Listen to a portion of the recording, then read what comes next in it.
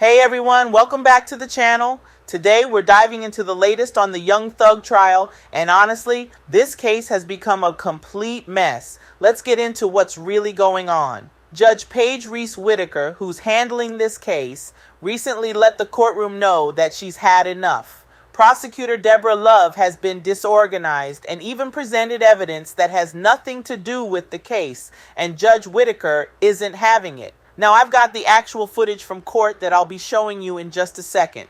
You can see for yourself how the judge reacts, and honestly, it's shocking how unprepared the prosecution appears to be.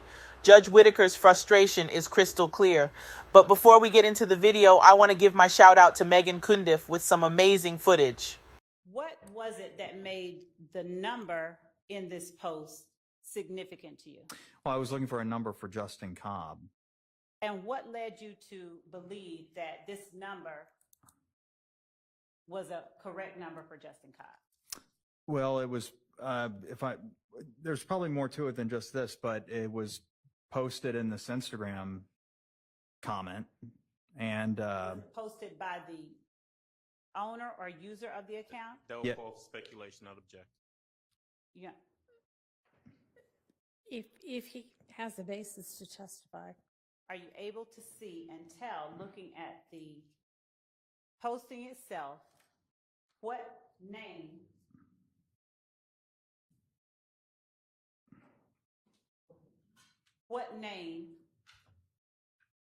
the number is next to? What I would handle renew the my number objection, is also next? object on the basis of hearsay if he's reading from a document. It's already in evidence, Your Honor. And, Okay, and Your Honor, when we were up here at the bench, so, Your Honor, I'll ask additional questions that I think will. sustained. Okay. So, after seeing this Your Honor, number. I have a motion, please. May we step up? Yeah. I'm going to excuse y'all to the jury room. Your Honor, so Your Honor. well, first of all, my motion is a motion for mistrial based on the actions of the prosecutor. My objection initially to the item was that it contained hearsay. The state represented at the bench that it was not hearsay. There was no hearsay contained in it. We did not address the issue of what the state already knew, which is that there was a phone number attached to it that she was going to try to elicit testimony from this witness about who that phone number belonged to. That in and of itself is speculation, but it's certainly hearsay. The document can't authenticate itself. I believe the site for that proposition is Twiggs versus State. It's 315 Georgia Appeals 191. So this witness can't look at a document and say that it says this phone number is from Justin Cobb's Instagram or social media posting. This is who it belongs to. So that was my objection. I believe the objection was well-founded. I believe the state purposely put that up there after misrepresenting as to whether or not it contained any hearsay in it. And based on that, I would move for mistrial. May I respond? You may. Judge, Can somebody put the document up? I don't see. yes. Would you put it up?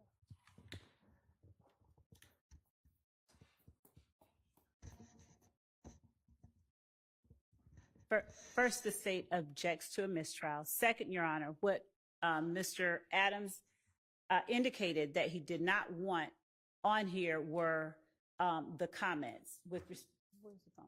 There it is. Yeah, Okay. the comments generally being all of the writing on the right side of the picture.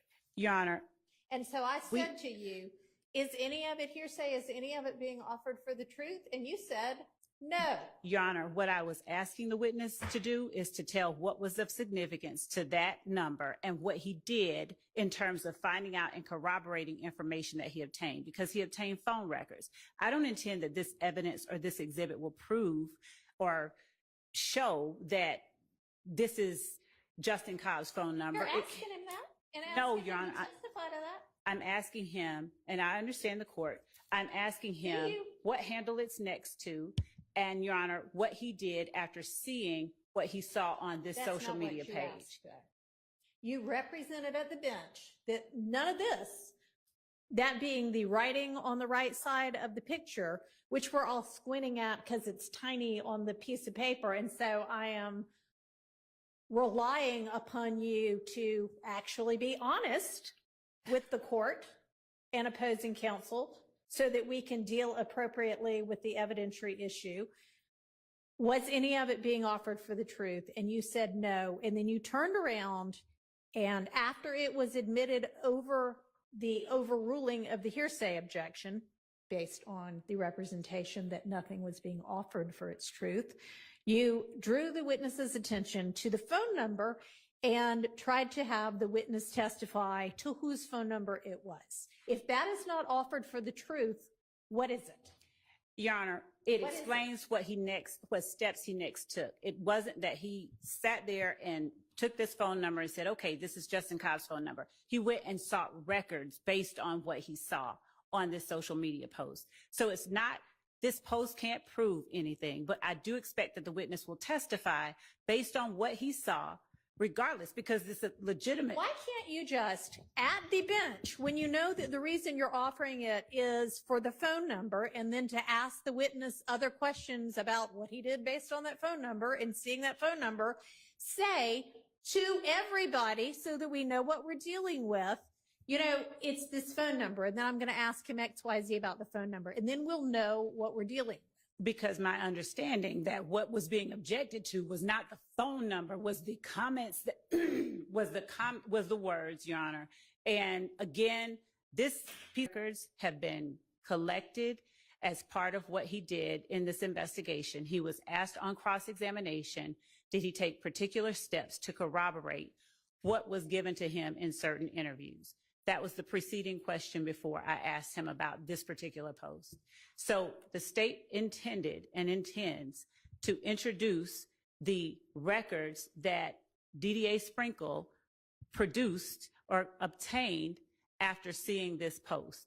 This post can't suffice to prove that that is Justin Cobb's number. This post only explains why DDA Sprinkle got the number and why it was significant to him in this investigation, where his steps and actions are being questioned. But you know, Judge, we don't get there. I hear what the state's saying, and it's disingenuous because we don't get to the second step that they're talking about, what records he procured and why he did what he did, unless we go through the hearsay statement that's contained in the portion that I objected to. And the court is accurate. I was there, and I asked for everything that was on the right side, all of the verbiage to be. I said that was hearsay. The state said it was not. It clearly is, because to ask him that specific question, I mean, listen, none of us are obtuse here. It is what it is. I think that the state was disingenuous about it. The state's being very slippery in regards to their response to the court's questions. I think it's willful, and I think a mistrial is appropriate. And I'm asking. I can't figure out what it is. If it's disingenuous, if it is that, I mean, I don't want to. Ms. Love does not appear to be trying to get a mistrial so that she can try this case over again, which I know if that were what she was doing, she wouldn't be able to try the case over again anyway. That somebody with the number of years of experience that you have, time after time after time, continues to seemingly purposefully hide the ball to the extent you possibly can for as long as you possibly can. And I really don't want to believe that it is purposeful, but honestly, after a certain number of times, you start to wonder how it could be trying to goad anybody into moving for a mistrial so that they can retry the case because they think they're losing the case. I think they think they're winning the case. I don't know what they think, but I will say this. This is not becoming in the state of Georgia of a trial. And it is all the time. It's all the time. At some point, it's got to end. Because this is not fair to Mr. Williams, and I assume the other people on trial will agree. It is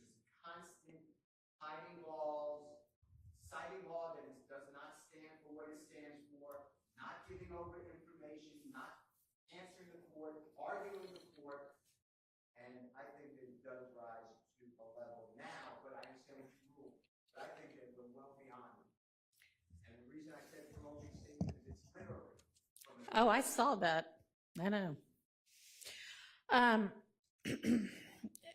I mean, I think my frustration was apparent a few minutes ago. But I truly am struggling with whether all of this is purposeful or this is just really poor lawyering on the part of members of the state's team. Either way, it's really unfortunate. If it's something other than poor lawyering, then it is more than unfortunate. But at this point, and we're going to just move on with that exhibit being excluded. I don't know if I can stress any more than I already have how much the state's lawyers need to make an effort to be upfront and forthright in the trial of this case. So let's get the witness back in. Your Honor, would you allow me to either renew my motion for mistrial or consider that my motion is renewed before the asking of the next question, Yes, please? it's renewed. Thank you. Yes. Thank you.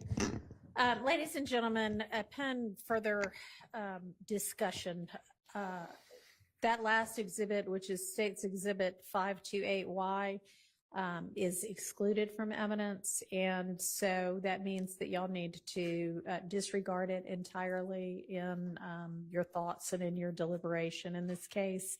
And as well, you need to disregard any testimony that might have been given about that particular exhibit. All right, go ahead, Ms. Love. Thank you, Judge. As you can see, Judge Whitaker doesn't hold back in calling out the disorganization in the prosecution's case. Deborah Love is really pushing the envelope here, and it's clear the judge has had enough. So yeah, you saw it for yourself. Love's approach throughout this trial has been shaky at best, and the judge is just fed up. She even mentioned she couldn't believe someone with over a decade of experience is handling the case like this. Young Thug's attorneys have been calling Love's tactics out from the start, saying she's trying to tie him to crimes through weak connections rather than hard evidence.